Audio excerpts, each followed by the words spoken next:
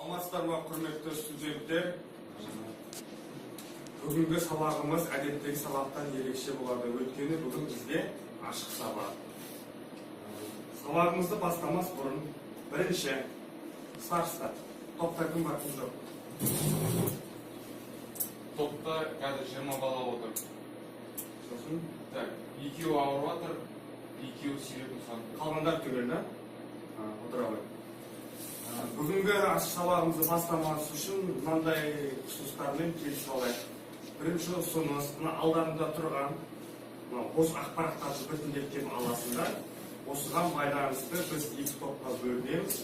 Екі топқа бөлініп, үй жұмысын және жаңа сабақтарды осы екі топ бойынша бөліп жұмыс жасаймыз. Келісіп пе балалар? Бастаңдар, келді, парақтар біртіндеп алыңдар. Тыңда бар,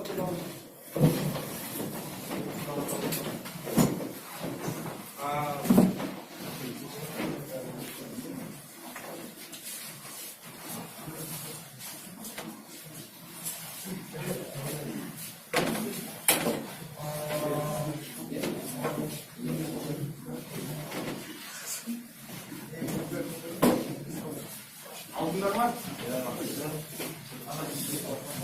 Екінші бетін ашып қараңдар, отырыңдар. Екінші бетін ашып қараңдар. Нені сурет белгіленген? Генератор, стартер, да? Осы генератор стартер бойынша сендерді екі топқа бөлді. Генераторы бар топ, қолдар көтеріңдер ғана. Генератор тобы сендер топтан атын генератор болады. Мына топта қандай сурет? Стартер. Онда сендердің аттарының барлығы стартер тобы боласыңдар. Ал енді сабағымыз бастамас бұрын үй тапсырмасы. Еске түсірейік. Үй тапсырмасында не беріледі? Генераторды қайталаудан. Қайталап келдік пе барлығымыз? Дайынсыздар ма? Жарайды, онда үй тапсырмасын бастап сұраймыз. Негізгі бүгін біздің ашық сабағымыз стартерді қазір жаңа сабағымыз бастап өтеміз. Алдымен біз үй тапсырмасын өтіп. Алдарында берілген генератор.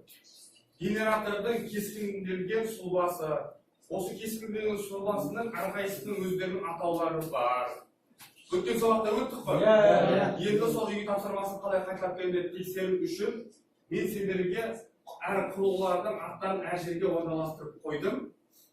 Сол құрылғыларды сендер мына ручканың көмегімен жылы-жылы апарып, дәл сол нақты атауға қоясыңдар. Түсінді ме? Бірінші қай топ? Сіздер ондайсыңдар ма? Стартер тобы ма? Бастаңдар онда.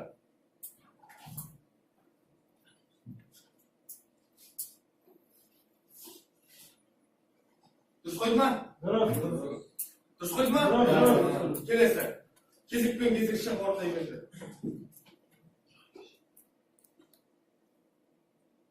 Дұрыс қойды ма? Келесі кім? Сен қайсысын қойын? Натар деген. Аспай бас, түспей бас. Үшінші қақырай. Түспей бір рет басып бер. Қай жерге бар қойын көп тайыншыға? Қай стрелкаға? Қарабек. Қойды ма? Дұрыс қойды ма? Дұрыс қойды ма? Келесі.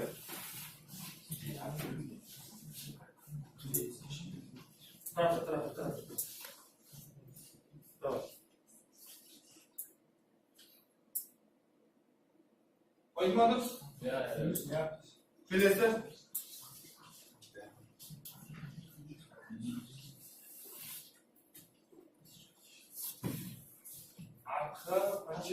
Қай жерде тұрады? Дұрыс. Келесі.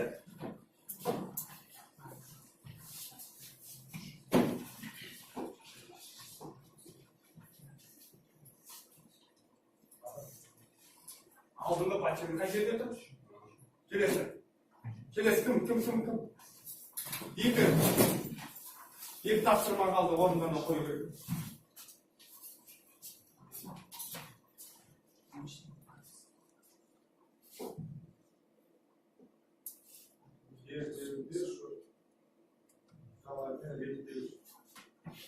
Келесі кім? Генератор тобы. Генератор стартер тобы, да? Стартер тобы.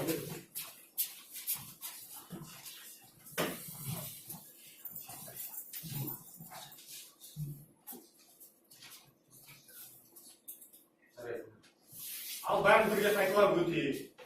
Генератор жалпы қандай құрылғыдан тұрады? Алдыңғы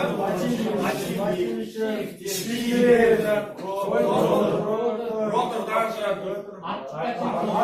Артқы подшипниктер қалай естіп бүгінгі жаңа тақырыбымыз стартер. Бағана сабақ бастайық. Бүгінгі числомен, бүгінгі датамен. Сабақтың тақырыбын жазып қойыңдар. Стартер. Алдыңғы өткен сабақтардағыдай стартерді сондай әдіспен қайталаймыз. Жазып алдыңдар ма? Стартер дегеніміз двигательді іске қосатын оталдыру жүйесінің басты қондырғысы. Жазып алдыңдар. Тез жазып аламыз.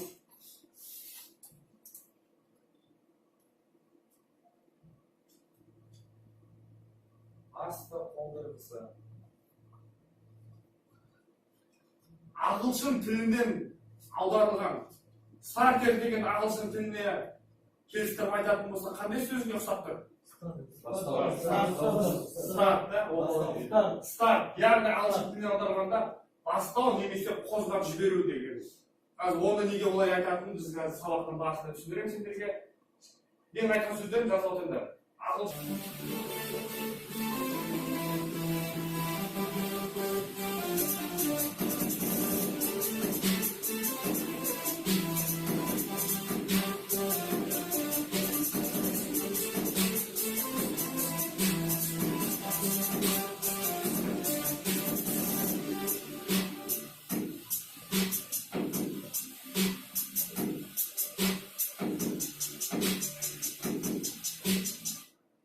Түсінікті ма?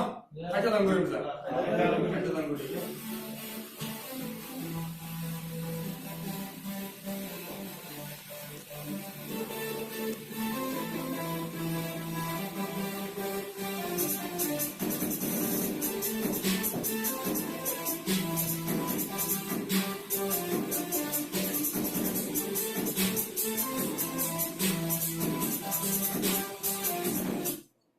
Мына жерді қайтадан көрейікші. Осы моментке қатардан қолданды. Айналып жатыр, иә?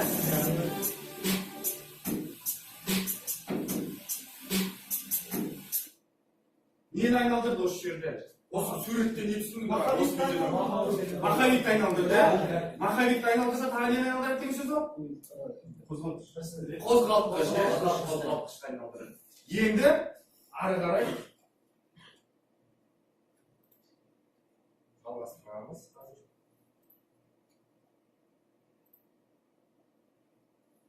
Біз осы бір нәрсенің атауын білуіміз үшін барлық майда бөлшектерінің атауларын білуіміз керек. Келісесіздер ма? Иә.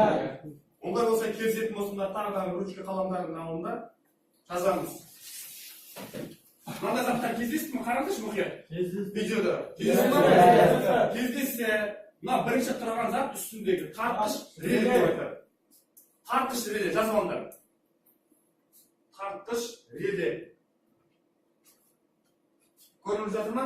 Көрмесе қайтадан өзі айтады. Жазу. Екінші вилка. Төбесі жазып қойыңдар ғой, стартердің құрылғылары деп. Жазыңдар. Жазыңдар ма вилканы? Үшінші подшипнигімен алдыңғы қақпақ дейді. Алдыңғы қақпақ міне жалпы өзі алдыңғы қақпақ. Оның ішінде подшипник деген мына жерде тұрады. Оны басқаша жаңағы ремонт жасайтын адамдардың тілімен айтқан кезде втулка деп айтса болады. Естігендер де бар шығар.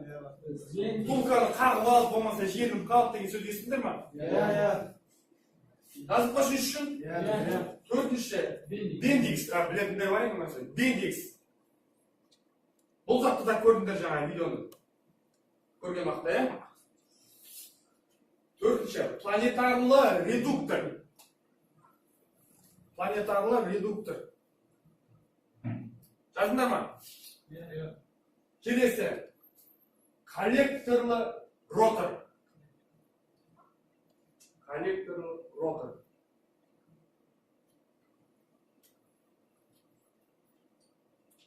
Мына статормен бірге корпус жазылды. Статор деген сөз естіпедіңдер жаңа? Қайсы сөзді қай құрбыда кездесті? Статор деген генератор. Статормен бірге корпус. Корпус бойынша қазақша гене деп айтады. Статордың сыртқы корпусы, ішіндегі статор. Щетка деген сөзді кездестірді, генераторда. Генераторда щетка, біздің статорда да бар щетка. Щеткалар жинағы, міне, 4 щетка тұр. Сондықтан ол щеткалардың жинағы. Щетка жинағы. Сборы ғой щетка. Келесі подшипнигімен артқа қақпақ. Жазбал, подшипнигімен артқа қақпақ. Так, конспекттерімізге қарап отыр, мен бірге бір қайталаймыз, есте қалу үшін. Есте қалмаса, ертең сендер болашақ, мысалы, СО қызметкерлері боласыңдар ғой? Сол кезде атауларын білу керек. Болмаса, СО қызметкерлері болмағанның өзінде де, өздерінің машиналарын сатып алған кезде, естерінде болсын, осы генератор мен статорды отдельно жөндейді негізі адамдар. Жалпы СО-ға кірген кезде бірге істемейді. Сондықтан, соның ішіндегі заттар, мысалы, сендерге ішке шешіктер, мына затты атын алып келдер десе, атын білмейтіндер. Қайтадан қайталаймыз. Қаратқыш, келесі. Үшінші. Подшипник алдыңғы.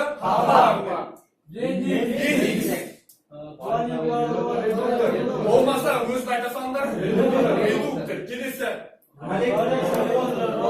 Аңыр емес. Коллектордан. Ротор. Келесі.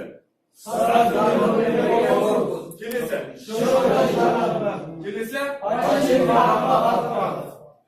Жақсылап естерін сақтап алдыңдар ма? Жақсылап естерін сақтап алдыңдар. Енді ары қарай келесі кезеңге өтеміз. Сендердің қалай сақтағандарыңды, есте қабілеттерін тексереміз, қалай жаттағандарыңды келесі тапсырма бойынша. Келіп жатыр, қандай зат келіп жатыр, қалай айналып жатыр, түсінгендер бар ма? Толық түсінгендер. Кім қолдан көтеріңізші ма түсінген? Көтер. Бәрін түсіндер ма?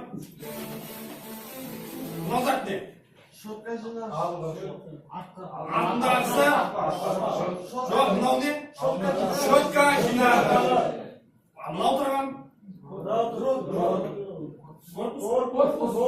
Корпус деген сыртында болмай ма?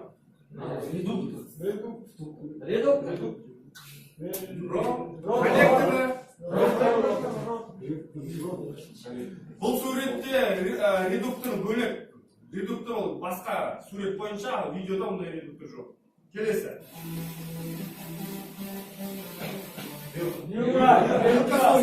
Астындағысы бар деньги.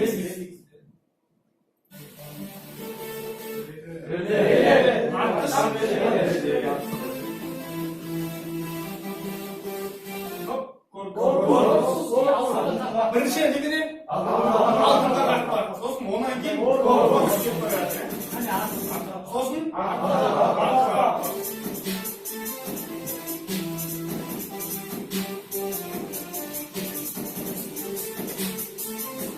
енді не істеді? Жұмыс бастады ғой, енді не істеді? Сосын бендексі қайта жылышып жатыр? Сосын кіртті қостыңдар. Түсінікті ма? Жарайсыңдар. Енді осы бағана генератор және стартер бойынша сендердің ауызша білімдерін тексерді. Енді екінші білім тексерудің түрі қазір барлық жерде солай тексеріліп жатыр. Мысалы 11 бітірген кездерде мысалы енді тапсырасыңдар ма? Сол сияқты тест тапсыруларға болады. Тестер тапсырып шығады. Тастайсың ба? Жалпы тест бойынша және осы жалпы сабақтың қорытындысы бойынша кімге қандай баға қойылды? Айтып өтсеңіз. Бәріне 4 қойып, тек 2-іне мен тез қойдым. Кім ол екінші? Қайратхан. Қайратхан, Естай, сосын Тәуекел. Тәуекел. Неге екеуіне бес қойдың? Өйткені ол белсенді қатысты және 20-дан 20 сұрақ тесттің барлығында жауап берді ма? қалғандар 4. Қалғандар 4-і. Үш алған жоқ. Барлығы түсінді ма?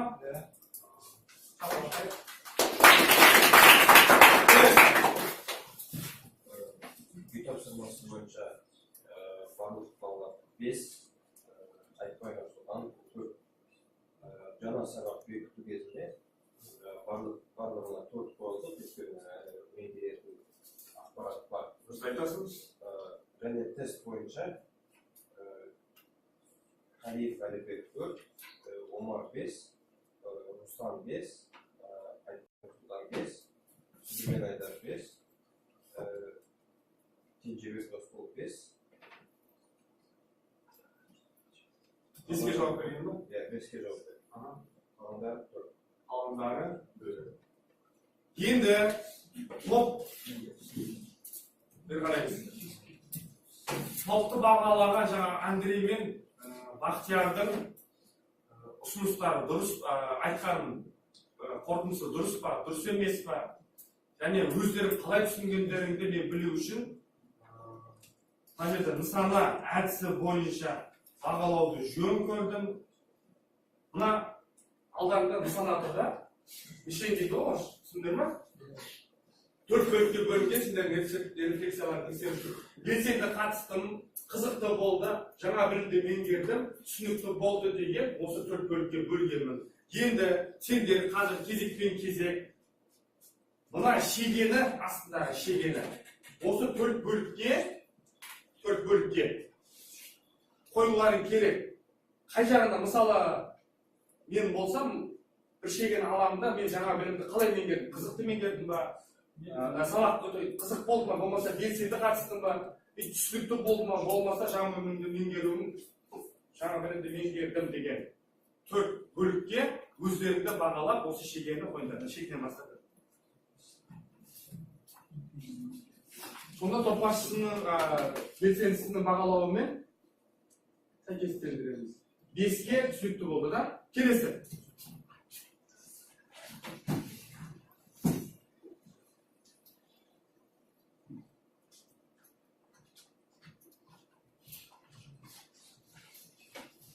Келесі дайын оқыды. Қасына келді.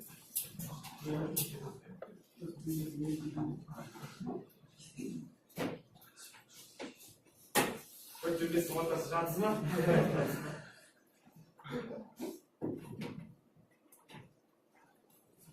Келесі. Екі топтың да кезек көрді шамында. Жоқ, затындай көрді. Бірінде, маркет отырам дейін. Келді.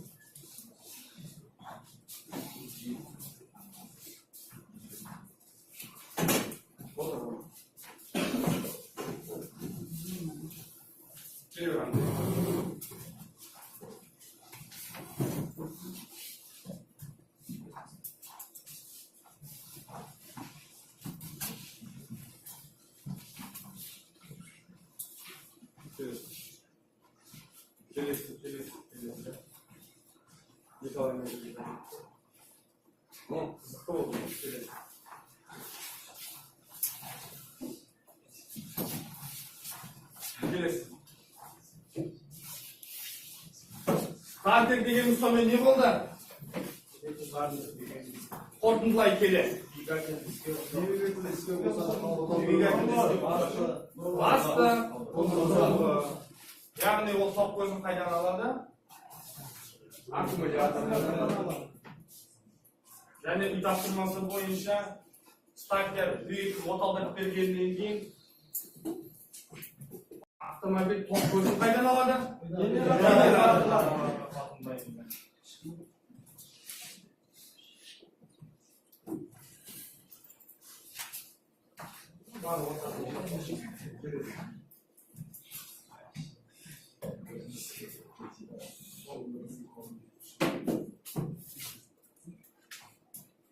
İyi falan. Böyle olmaz. Bir daha da Anladın mı?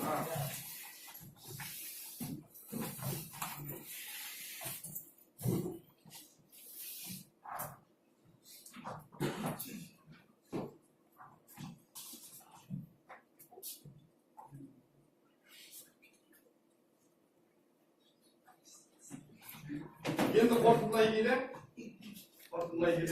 Belseне qarshi chiqqan 4 odam, tushunukli bo'lgan 3 odam ya. Жаңа bilimde ko'pisi жаңа bilimde mengерген, ішінде 4 odamlar sabaq qiziqdi bo'lgan ekan. Endigi topshirma, uyga topshirma. Жазып алыңдар. Mına sabaq boyunca не түсінбей қалдым, және нені білгім келеді деген сұраққа өздерің қазір дамыған барына 21 ғасыр интернеттен ашып қараңдар. Соның ішінде бұл жерде айтылмай кеткен басқа да ақпарат болса, келесі сабаққа осы конспектті қайталау арқылы және оған қосып осы видеоролик қарап көреміз. Түсінікті ме? Жазып алыңдар мен тапсырмасы? Бүгін сабақ түсінікті болды ма? Ұнады ма?